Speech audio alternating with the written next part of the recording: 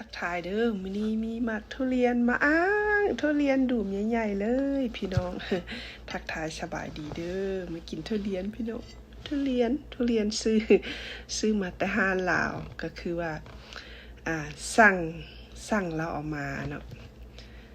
ก็คือว่าสิเป็นแบบสีดุมเนาะอันบอกนึงปั่นกันหลายคนชั่วสิได้กินนี่นะชั่วสิได้กินทุเรียนสดๆใช่ไหมพี่น้องมาเด้อมากินทุเรียนอ่างมื้อนี้เด้อ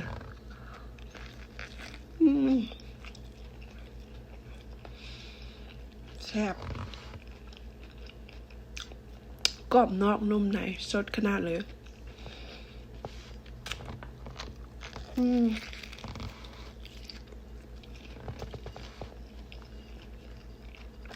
แก่นน้อยนวลบักอะไร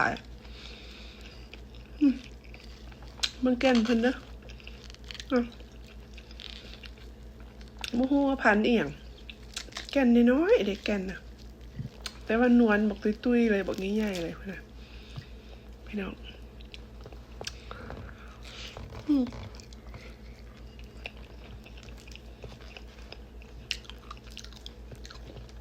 แซ่บ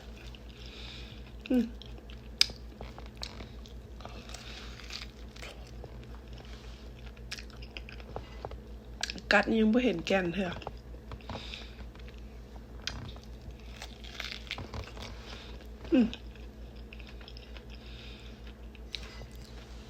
รู้ว่าพันธุ์อีหยัง